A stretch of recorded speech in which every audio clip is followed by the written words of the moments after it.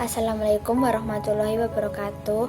Kami dari kelompok 5 Psikologi Pendidikan akan mempresentasikan tentang perilaku di sekolah dan efek pembelajaran yang beranggotakan dengan saya sendiri, Daniar Widyasari Pertiwi, NPM 189, Dika Ayu Trisna, NPM 203, Umayyah, NPM 203, Putri Indah Nur Aisyah, NPM 209, Silvi Ananda Putri Devi, NPM 209, Iqbal Darajatun, NPM 259.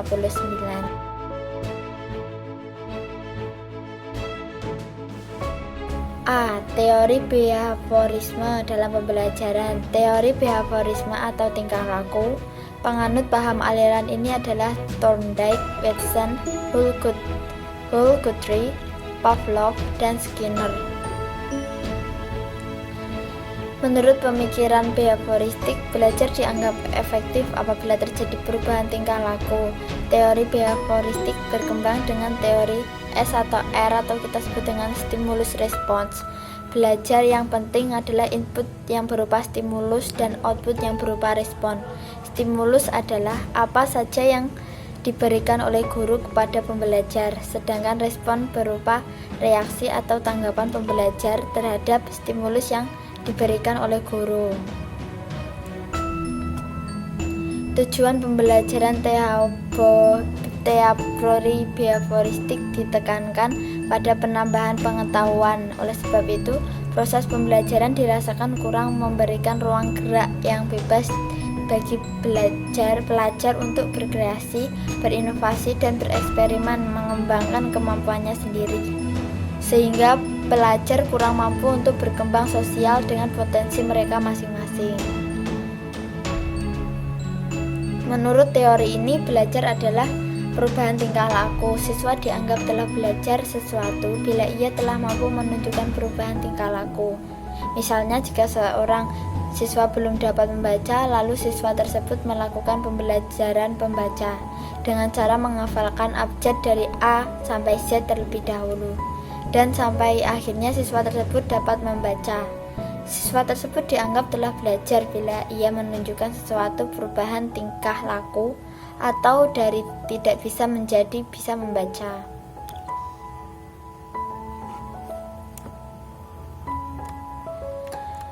Menurut teori ini, yang terpenting adalah masukan atau input yang berupa stimulus dan keluaran atau output yang berupa respons.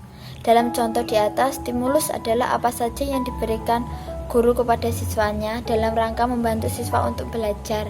Dalam hal ini, stimulus di sini berupa serangkaian alfabet dari A sampai Z. Sedangkan responnya berupa apa saja yang dihasilkan siswa yang dapat diamati atau dinilai. Dalam contoh tadi, respon berupa kemampuan siswa untuk membaca.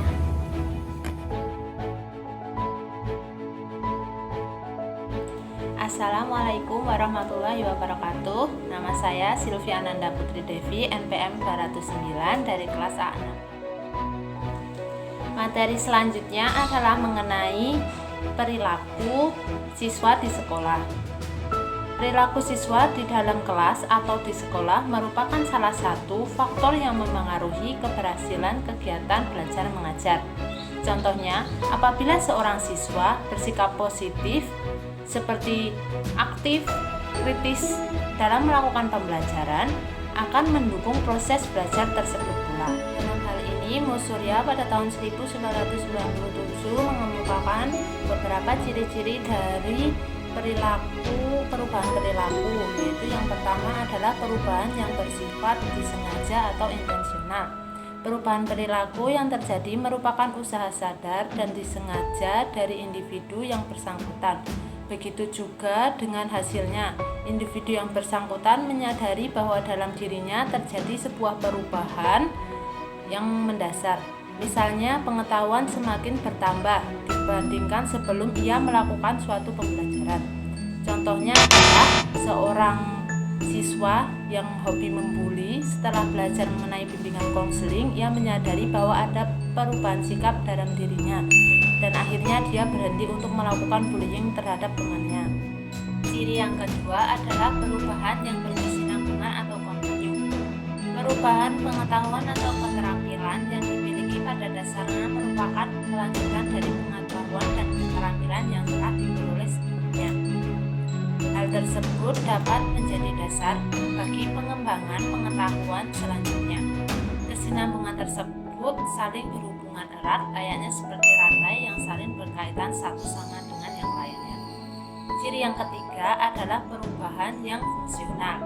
Setiap perubahan perilaku yang terjadi dapat dimanfaatkan untuk kepentingan hidup individu yang bersangkutan, baik di masa sekarang atau di masa mendatang. Contohnya adalah seorang mahasiswa yang mempelajari tentang psikologi pendidikan. Maka pengetahuan tersebut dapat dimanfaatkan sebagai bekal untuk mengembangkan dirinya sendiri ataupun sebagai bekal kelak untuk menjadi seorang guru yang mengajar anak-anak didiknya kelak. Ciri selanjutnya atau yang keempat adalah perubahan yang bersifat positif. Perubahan perilaku yang terjadi bersifat normatif dan menunjukkan ke arah kemajuan.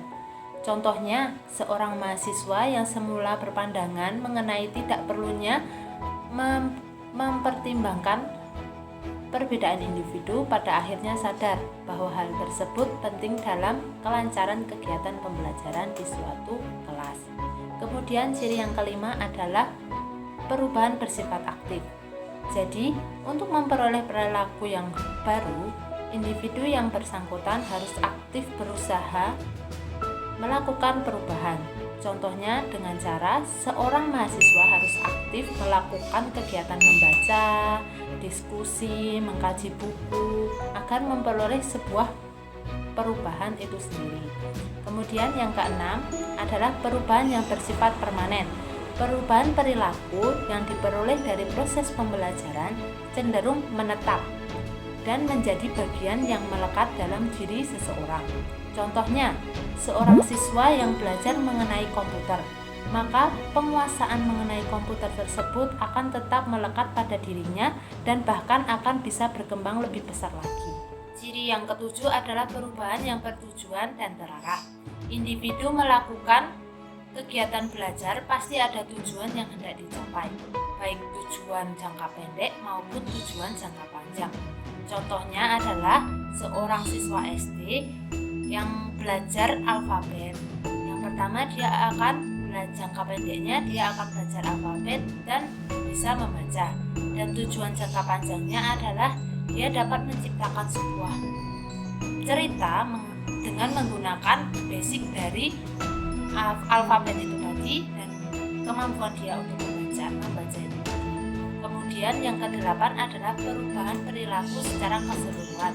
Perubahan perilaku belajar bukan hanya sekedar memperoleh pengetahuan saja, tetapi termasuk memperoleh perubahan dalam sikap dan keterampilannya, seperti sikap sosial membantu orang lain. Jadi berdasarkan kedelapan ciri-ciri di atas, dapat ditarik pernyataan bahwa perilaku siswa di sekolah dipengaruhi oleh pembelajaran apa saja yang didapatnya dari suatu proses pembelajaran yang dilakukan oleh guru. Jadi sebaiknya seorang guru harus bisa membimbing anak didiknya ke arah yang lebih baik. Karena pada dasarnya guru adalah seseorang yang menjadi tokoh yang ditiru oleh anak didiknya.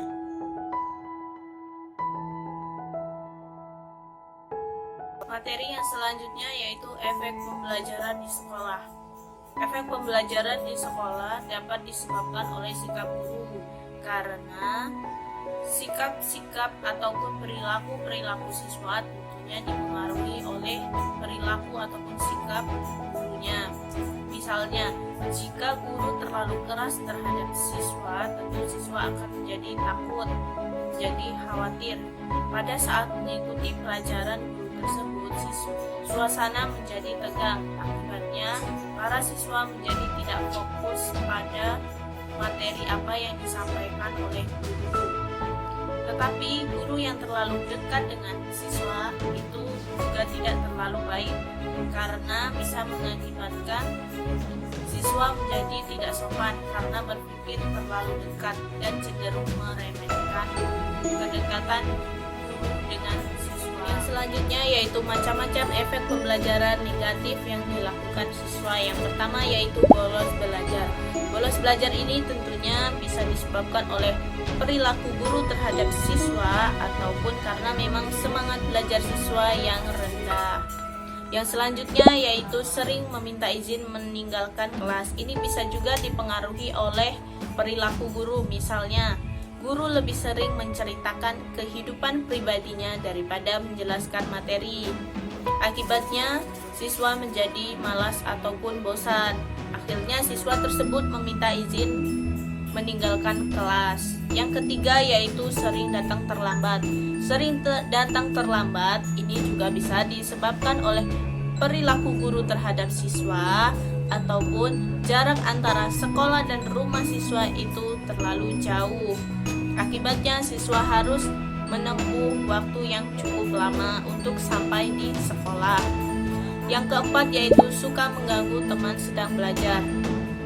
Ketika siswa bosan dan takut untuk izin meninggalkan kelas ataupun mungkin takut terhadap orang tua untuk bolos belajar karena guru akan melaporkan siswa tersebut ke orang tuanya, dan untuk menghilangkan rasa bosannya akhirnya dia mengganggu teman di sebelahnya. Yang kelima yaitu malas mengerjakan tugas atau pekerjaan rumah. Seperti halnya dengan sering meminta izin meninggalkan kelas, malas mengerjakan tugas ataupun pekerjaan rumah ini tentunya juga bisa dipengaruhi oleh bagaimana sikap guru ketika mengajar.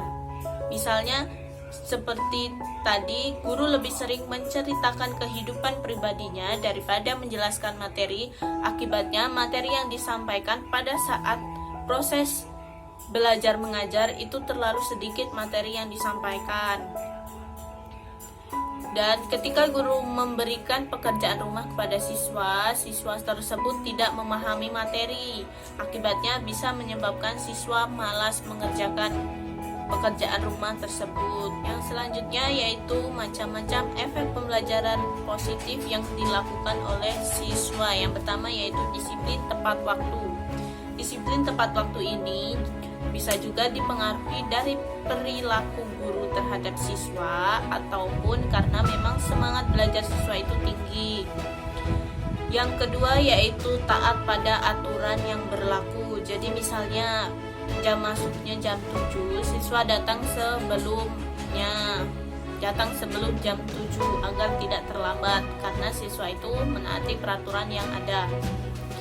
Yang ketiga yaitu jujur dalam berbuat sesuatu. Misalnya pada saat ulangan siswa tersebut berbuat jujur, tidak menyontek temannya ataupun membuat contekan di kertas dan disimpannya sendiri. Jadi siswa itu belajar satu malam sebelum ujian mata pelajaran tersebut diujikan di sekolah. Yang keempat yaitu berani dan timbul rasa percaya diri. Misalnya ketika guru meminta siswa untuk membaca cerita ataupun apa di depan kelas, siswa tersebut dengan percaya dirinya untuk membacakan cerita di depan kelas ataupun di depan teman-temannya. Yang kelima yaitu dapat mengembangkan bakat yang dimiliki. Ini bisa juga dipengaruhi dari perilaku guru. Guru juga harus memahami karakter-karakter siswa di kelas yang diajarnya. Karena setiap siswa itu memiliki karakter yang berbeda-beda. Tentunya juga bakat yang dimilikinya pun berbeda-beda. Guru pun tidak boleh memandang sebelah mata terhadap siswa yang berbeda. Misalnya guru yang kelas yang diajarnya itu cenderung lebih banyak siswa yang pintar-pintar pada pelajaran matematika. Tetapi ada beberapa siswa yang cenderung lebih bisa pada pelajaran bahasa Indonesia. Guru tidak boleh membeda-bedakan, lebih dekat dengan siswa yang pintar matematika dan menjauhi siswa yang lebih menyukai pelajaran bahasa Indonesia.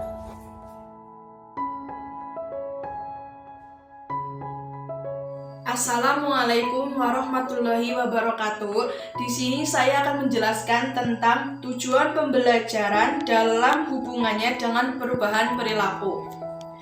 Tingkah laku ciri belajar pada diri seseorang adalah terhadapnya perubahan tingkah laku pada dirinya. Adanya perubahan tingkah laku ini menjadikan seseorang pembelajar berubah dari suatu kondisi ke kondisi tertentu. Perubahan tingkah laku dalam diri pembelajar umumnya dapat diamati atau observable. Oleh karena itu, ketika pembelajar mau mengadakan aktivitas belajarnya, perlu merumuskan tujuan belajar buat dirinya sendiri. Dalam merumuskan tujuan belajar yang terkait dengan perubahan tingkah laku ini, seseorang pembelajar pertama kali haruslah mengenai dirinya sendiri. Pengenalan terhadap dirinya sendiri sangat penting guna merumuskan kebutuhan belajarnya. Pengenalan mengenai diri sendiri ini juga bisa terhindar dari mempelajari sesuatu yang sudah dikuasai, di samping dapat terhindar dari mempelajari sesuatu yang tidak dimaksudkan untuk dipelajari.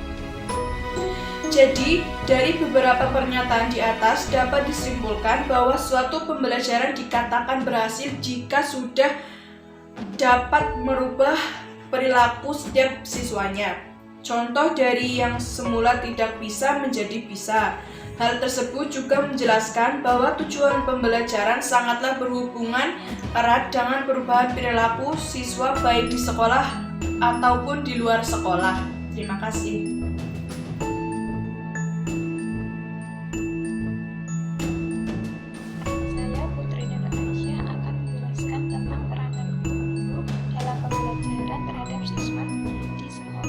Ada beberapa pendapat tentang peranan guru dalam pembelajaran terhadap siswa di sekolah. Yang pertama, menurut studi data tahun 2005, beliau berpendapat bahwa guru merupakan salah satu komponen utama dalam pendidikan. Oleh karena itu, guru sebagai pelaku utama pendidikan merupakan pendidikan profesional. Yang kedua, menurut Supriyadi tahun 2012, beliau berpendapat bahwa guru berperan seperti fasilitas, motivator, pemacu, dan perekayasa pembelajaran, dan memberi inspirasi belajar bagi peserta didik. Jadi seorang guru harus mengembangkan strategi pembelajaran yang tidak hanya menyampaikan informasi, melainkan juga mendorong siswa untuk belajar secara bebas dalam batasan-batasan yang telah ditentukan. Guru yang mampu memotivasi, mengembangkan pengetahuan dan memberi kesempatan secara luas untuk memperoleh pengetahuan, maka siswa itu sendiri akan mendapatkan dukungan yang kuat untuk belajar. Dan sebaliknya, jika guru tidak mampu melaksanakannya, siswa akan mengalami masalah yang dapat menghambat pencapaian hasil belajar. Oleh karena itu, peranan guru dalam pembelajaran terhadap siswa di sekolah sangat penting dilihat.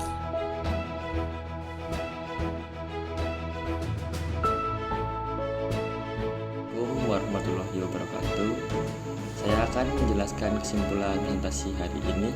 Dapat disimpulkan bahwa perilaku di sekolah siswa sangatlah berkaitan erat dengan efek pembelajaran.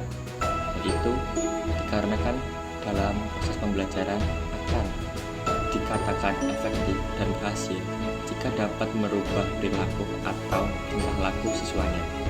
Namun, perubahan perilaku siswa dapat menuju ke arah baik ataupun malah ke arah yang buruk.